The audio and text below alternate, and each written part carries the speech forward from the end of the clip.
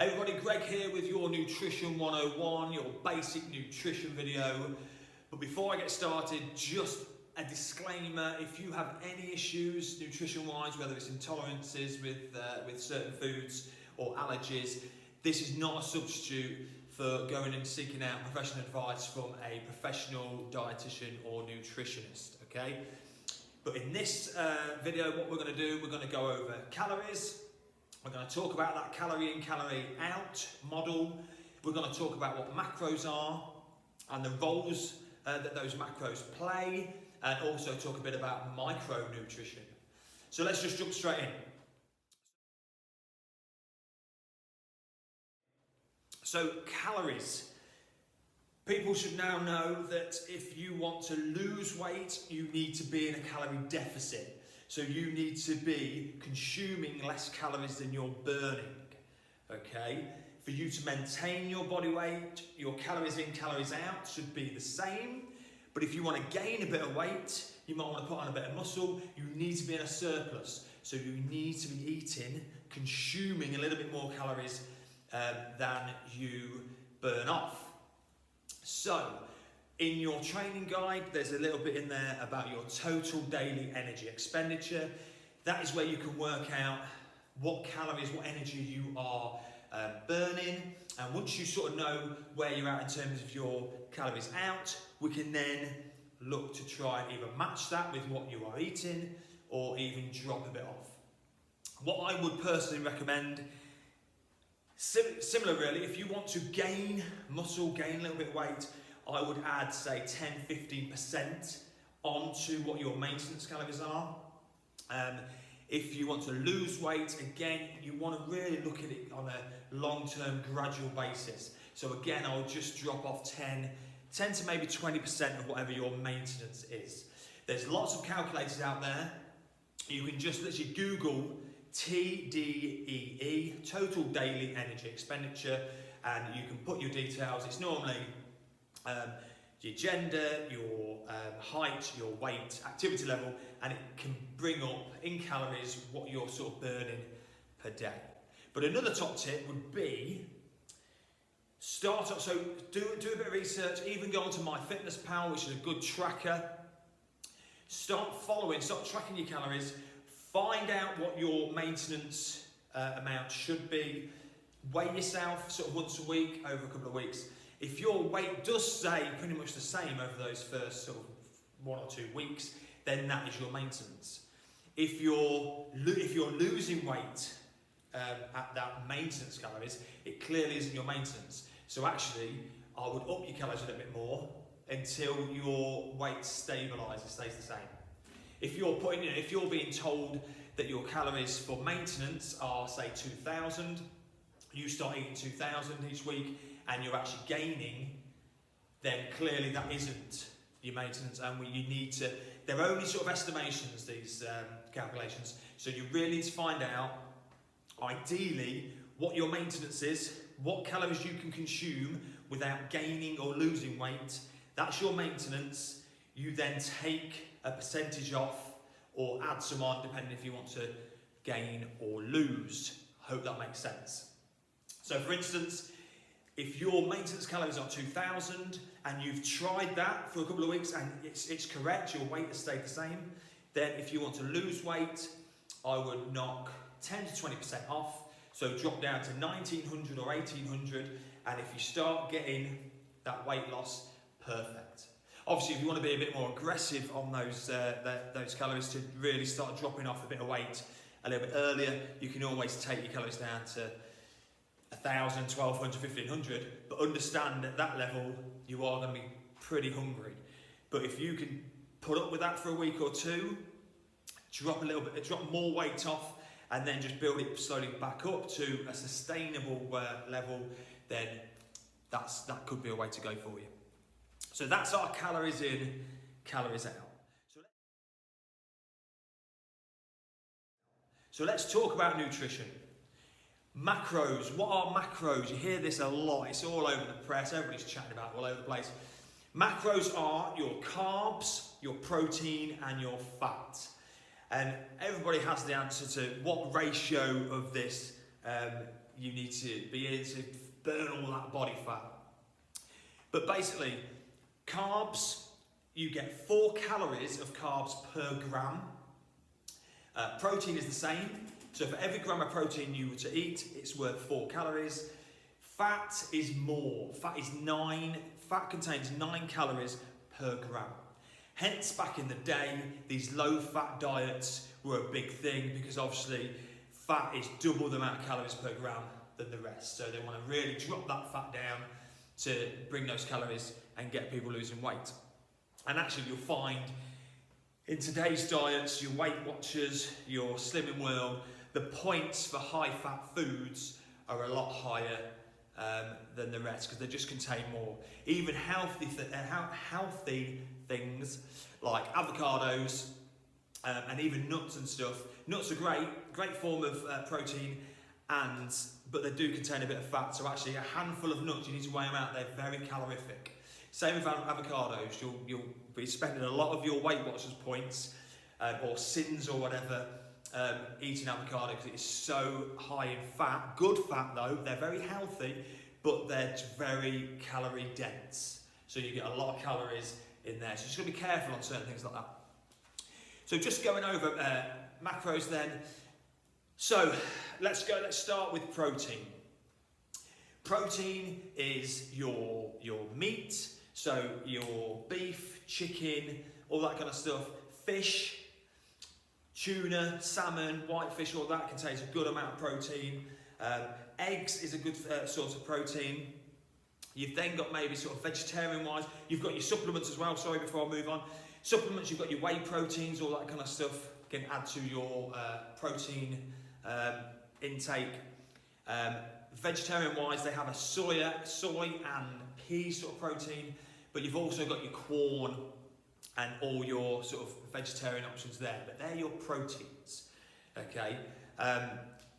What you want to do with the protein, if hopefully you're watching this, so if you're training quite a lot, you want to be looking at 1.5 to 2 grams of protein per kilogram of body weight. I'll say that again, 1.5 to 2 grams of protein per kilo of body weight.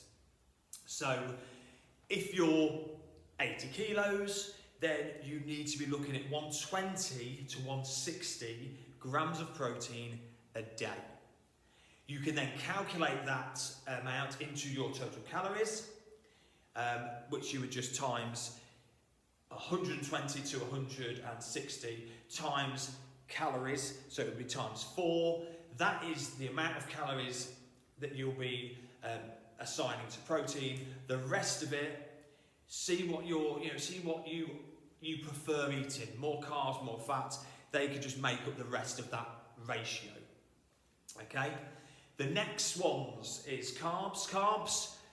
Carbs can be simple. They're split into simple and complex carbs. Your complex ones are sort of your pastas, your rice, potatoes, anything that the body takes a little bit more. The structure of it is more complex, and your body takes longer to digest it and break it down. You've then got the simple ones that is more your sugars, so your fruits, all your simple carbs like that, sweets, any sugary based sort of snack. So obviously complex, fibre-wise, fibre is a form of carbs as well, so hence why and that helps out with your digestion, so that's why it could be a better idea to go for brown rice over white, brown bread over white bread. But they're all your carbs. But also, as part of that, is our vegetables and our fruits. Most fruits, on the sort of scale of simplicity, and people have probably heard of the GI scale, the glycemic index scale, they're quite high on that, so they get into you digest them and the energy gets into your bloodstream fairly quickly on fruits. But your vegetables, they're more complex. They're not as high in sugar on the vegetables, but your fruit and veg are very low in calories. So if you're looking on that calorie in, calorie out scale to lose weight, my top tip would be to fill your plate with lots of vegetables, because you get a lot of vitamins and minerals, but a much lower calories. So fill yourself up on vegetables rather than, we've got the starchy complex carbs. Your pastas, potatoes, and your breads, they carry more calories. So they're your starchy complex, but vegetables, believe it or not, and fruit are classed as carbs. Bananas also. Bananas is a nice carb. Next we go on to fats. So fats have been demonised for many, many years, but we'll come on to the roles of these three later on. But fats, you've got your saturated and your unsaturated. Normally, if a fat is solid at room temperature, it's saturated. If it's a liquid at room temperature, it's normally unsaturated. So they're all your oils, your butters, your margarines, all that kind of stuff. And again, like I've said, they carry 9 calories per gram. So you just need, even your dressing, there's a lovely dressing. If you have extra virgin olive oil and some, not soy sauce, what is it? Balsamic vinegar. Mix them up, makes a lovely salad dressing. But again, just be careful how much you use on that. Okay. So again, your fats as well in there. If you think about fish as well, so fish is quite high in protein, but also something like salmon contains quite a lot of fats, but good fats. Hence, the calories of salmon is a lot higher than your white fish. Okay, so your fats though are more your oils, your butters. Let's move on to micronutrition. So this is then your vitamins and minerals. So, like we've just said, your fruit and vegetables are very nutritious. They're high in nutrition, which means they're very high in your vitamins and your minerals, which is very good for your health. And they're also very low in calories. Worth hitting your portions of fruit and veg each day. Moving on to the roles then, so let's go for the roles of each macro. So your protein, this is your structural functional macro. So this is great for growth and repair, especially for muscle tissue. So if you're exercising and doing your weights a lot, it's ideal to get your protein levels up. Hence why I said that 1.5 to 2 grams per kilo of body weight. There's not a lot of us out there that's hitting that target. The other benefit of hitting that target and hitting that amount of protein is that it's quite satiating. It fills you up and keeps you quite full for a decent length of time, protein. So you want to be trying to hit your protein each meal time. It also has a massive role to play in metabolic interactions as well, in cell membranes and all that kind of stuff. So growth and repair and building, that's what your protein is all about.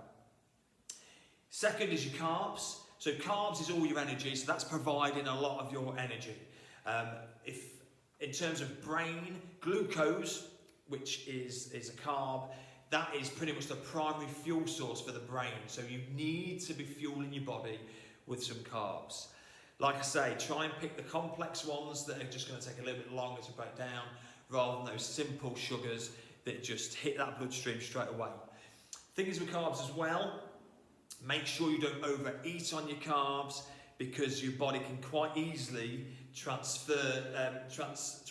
a carbohydrate into fat and store. I mean, your body fat, the fat on our bodies underneath our skin and around our organs, that's our body's way of storing that extra energy. So over those years, if we're overeating and over-consuming and being in a calorie surplus, your body's taking that extra energy, converting it into fat storage, boom, and in it goes. So we're just going to be careful on those carbs. But if you maintain your calorie target week in, week out, you should lose weight, or if you want to maintain. And lastly, fat. Fat is needed. Fat is vital for the body. Fat contains a good source of fatty acids. Our bodies can't make their own fatty acids, and these are important because vitamins, we can't absorb vitamins without fat, those fatty acids. So it makes our body function better. So very low fat diets don't work. We need that for our bodies to function correctly. I hope that all helps, and I hope this is a starting point for more chats about nutrition. So any questions you've got, post them on the Facebook group, or you can email us or get in touch with us, and we'd like to do a few more of these. Okay, so get in touch, but I hope that helps, and we'll do more and speak to you again soon.